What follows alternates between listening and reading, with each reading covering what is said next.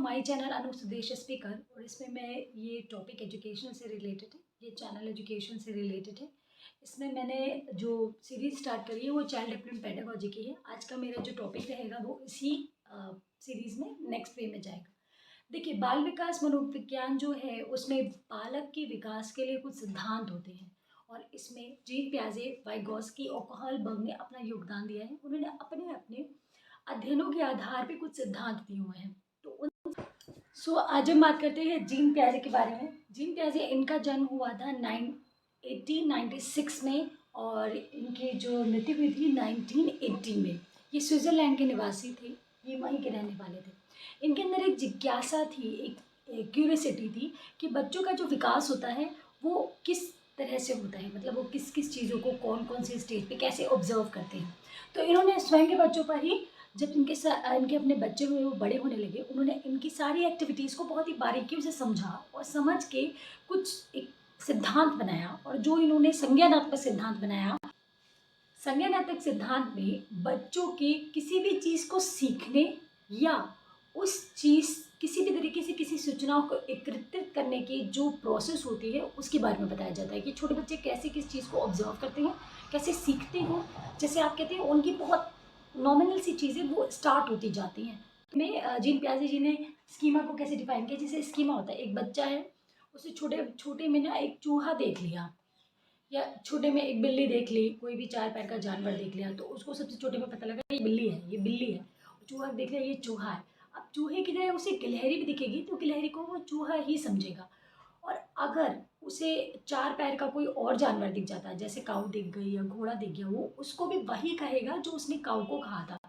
Schema means एक image उस चीज़ की बच्चे के माइंड में क्रिएट हो जाती है। पर जैसे जैसे वो बड़ा होता है उसमें चेंज में ले आता है, उसे एडजस्टमेंट, मतलब उसे चेंज कर लेता है। हाँ, अच्छा, इसको घोड़ा नहीं, ये दूसरा, इसको घोड़ा कहते हैं, इसको काऊ कहते हैं। अच्छा, ये गिलहरी है और ये चूहा है, ये दोनों डिफरेंट है। डिफरेंट प्याजे का जो संज्ञानात्मक विकास है उसमें जो हमारी परिस्थिति, उसकी समस्या या आप बौद्धिक रूप से किसी चीज़ को समझ के उसका अनुकूलन होता है, वो एक क्रम में होता है। मतलब एक छोटा बच्चा जैसे रिएक्ट करेगा, धीरे धीरे वो चीज़ उसके एज के अकॉर्डिंग चेंज हो जाएगी, उसका अनुकूलन होता है। और ये चीज़ वातावरण, समय और आयु के आधार पर ऑटोमेटिक, मतलब अपने आप एडजस्ट हो जाता है, वो चेंज हो जाता है। यही उसकी तर्क शक्ति है, यही उसकी बौद्धिक शक्ति है। ये अवस्थाओं की बात करें तो संज्ञानात्मक विकास की ये अवस्थाएं हैं और पियाजे जी ने इन्हें ऐसे ऐसे डिस्क्राइब किया है अकॉर्डिंग टू द एज। ये कहते हैं कि इससे के कहेंगे हम, जन्म से लेके 2 वर्ष तक बच्चा ये सीखता है।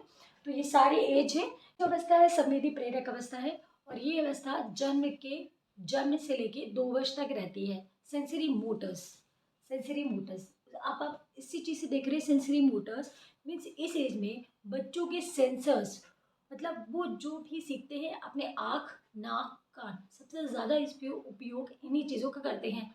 जैसे आप देखेंगे बच्चा अपनी बॉटल को पहले नॉर्मली वे में पकड़ने की कोशिश करता है या मम्मा उसको होल्ड करवाते हैं, पर धीरे धीरे धीरे वो उस चीज़ को समझ जाता है कि हमें इसे प्रॉपर ऐसे होल्ड करना है, ये सीख जाता है। दूसरा, बच्चा अपनी किसी भी एक्टिविटी को, भूख लगा है, पॉटी है, उसने सुसु कर दी है, उसकी एक्टिविटी को एक्सप्रेस करने का उसका एक ही तरीका होता है, रोना। तो उस चीज़ को सेंसेस से वो समझ जाता है कि मैं रोऊंगा तो कोई ना कोई आएगा, मुझे पैम्पर करेगा। उन्हें अटेंशन, इस एज का एक ये रहता है कि एक बच्चे को प्राय जो चीज़ दिखती है उसके लिए उसी का अस्तित्व होता है, जो चीज़ नहीं होगी उसका अस्तित्व नहीं होगा। बट जैसे बच्चे के सामने आपने एप्पल रखा, कोई टॉय रखा, वो टॉय उसके सामने, उसे वो टॉय चाहिए ही चाहिए। अगर आप उसे बात करते करते उस टॉय को कहीं और रख देते हैं तो उस चीज़ को वो एक वक्त के लिए भूल जाता है, ये उसके माइंड में नहीं रहता। मतलब ये आप कह सकते हैं बहुत शॉर्ट टर्म वाली मेमोरी होती है छोटे बच्चों की, तो वो उनके माइंड में नहीं रहता। तो ये एक और स्पेशलिटी होती है इस एज की। अब थर्ड पॉइंट है आपका कि छोटे बच्चों को एक आईक्यू उनका धीरे धीरे बढ़ता है। आप ये एक्टिविटी में ऑब्जर्व करेंगे, अगर आपके आसपास छोटे बच्चे होंगे तो छोटे बच्चे, अगर आपका चादर है और चादर में कोई खिलौना रखा है, उन्हें पता है इसको ऐसे ग्रिप करेंगे ना, पास लाएंगे तो धीरे धीरे धीरे आ जाएगा। तो ये एक्टिविटी ज़्यादा करते हैं। या उन्हें कहीं से नीचे उतरना है, वो एक पिलर, पोज, सपोर्ट कुछ बनाएंगे, पिलो नीचे डालेंगे, ऐसे करके लेंगे। मतलब ये उनका सेंसर है, उनके सेंसस ये 3 चीज़ों से ही सब कुछ सीखते हैं, आँख, नाक, कान और करके। तो उनको जो सुनाई देगा उन्हें वही समझ में आता है। उनकी मम्मी को आवाज़ सुनाई दी जाती है, मम्मी है। ओके, अब आती है प्री ऑपरेशनल स्टेज। तो प्री ऑपरेशनल स्टेज जो होती है वो होती है 2 से 7 वर्ष की। अब 2 से 7 वर्ष की जो आयु होती है उसमें बच्चा धीरे-धीरे ग्रो करता है। 2 वर्ष से ज़्यादा बच्चे वो धीरे-धीरे चलना शुरू कर देते हैं। वो ब्ला, ब्ला, ब्ला से ऊपर बोलना, थोड़े वर्ड्स को थोड़ा समझ जाते हैं, बोलना शुरू करते हैं, मम्मा, पापा। अब इस अवस्था में बालक क्या करता है, अपने परिवेश की वस्तुओं को पहचानने लगता है। ये मेरी दूध की बॉटल है, इट्स माय टॉय, ये मेरी टॉय है, ये मेरी चेयर है, ये मेरी मम्मा है, ये मेरे पापा हैं, या आपके पापा नहीं है, मेरे पापा हैं, मेरी मम्मा नहीं है। मीन्स आसपास की चीज़ों को समझने लगता है, उनके विभेद को पहचानने लगता है। इस एज के बच्चे अपनी इन्फॉर्मेशन को बढ़ाने लगते हैं। शायद इसलिए इस एज के बच्चे क्वेश्चनिंग शुरू कर देते हैं कि मम्मी ये क्या है? ये कैसे होता है? ये ये क्या चीज़ है? ये खाना कैसे है? इसको हम खाते हैं, ये फ्रूट्स है। क्वेश्चनिंग स्टार्ट हो जाती है बिकॉज़ वो इन्फॉर्मेशन कलेक्ट करने लगता है। छोटे बच्चे क्वेश्चन ज़्यादा करते हैं कभी-कभी। बात है बच्चे बड़े हो रहे हैं तो उनका लैंग्वेज बढ़ेगा। आप लैंग्वेज जिस लैंग्वेज में कम्युनिकेट करेंगे बच्चे उस लैंग्वेज को ज़्यादा सीखते हैं। लाइक घर में कई लोग होते हैं, घर की अलग लैंग्वेज होती है, स्कूल की अलग लैंग्वेज होती है, तो उस चीज़ को सीखते हैं और समझते हैं। और इसमें इन्फॉर्मेशन अब इस एज में बच्चे मीन्स समस्याओं का समाधान निकालने लगते हो। हमारे लिए कोई समस्या बड़ी छोटी होती है पर हर व्यक्ति के लिए उसकी समस्या बड़ी होती है। तो छोटे बच्चे चलते हैं, बैलेंसिंग आ जाएगी, उन्हें पता है हम इस चीज़ को पकड़ेंगे तो खड़े हो जाएँगे, गिर जाएँगे, ये सब चीज़ें वो समझने लगते हैं। ऑपरेशनल स्टेज होती है 7 से 11 ईयर तक। अब सेलेन जब कोई बच्चा 7 से 11 साल का बड़ा हो जाता है, उसे काफ़ी चीज़ें समझ में आने लगती हैं। उसे भार, अंक इन सब चीज़ों में तर्क करना आ जाता है। बड़ी चीज़ कौन-सी है, छोटी कौन-सी है, ज़्यादा क्या है, कम क्या है, उसको तर्क समझ में आ जाता है, उसका चिंतन, उसका आईक्यू लेवल बड़ा हो जाता है, वो चीज़ों को समझने लगता है। कहीं न कहेंगे अच्छा बच्चा आप अच्छा करेंगे ना, तो इसका आपको अच्छा रिज़ल्ट आएगा। ऑब्ज़र्वेशन से, लोगों से बात करके वो चीज़ों को समझ जाता है।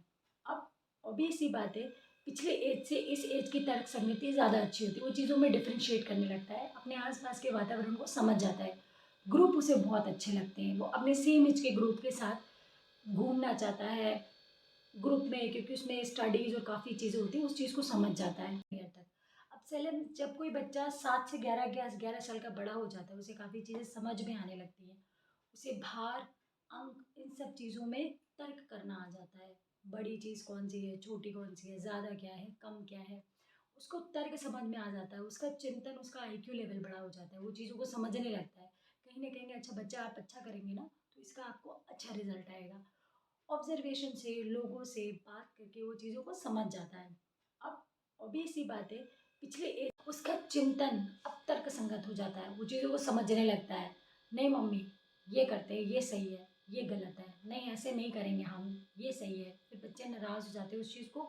तो ये उनकी डेवलपमेंट की जब आपको साइकोलॉजी पता होगी तो आप उसे उसी तरीके से हैंडल करेंगे एडल्ट एज। तो ऑब्वियस सी बात है, इस एज में आके बच्चों का जो कम्युनिकेशन लेवल होता है वो बहुत हाई होता है, वो बात करने में बहुत अच्छे हो जाते हैं, संप्रेषण उनका बहुत अच्छा होता है, वो किसी चीज़ को बहुत अच्छे से समझने लगते हैं। कोई समस्या आती है तो वो उसका समाधान करना खुद जानते हैं, क्योंकि पीछे लेवल में वो कहीं ना कहीं किसी की हेल्प लेते हैं, मम्मा की, पापा की, उसके प्रॉब्लम का सोल्यूशन जानते हैं। अब उनको अपना कैरियर देखने लगता है, वो समझ जाते हैं कि अगर हम अच्छा पढ़ेंगे हमारा कैरियर अच्छा होगा।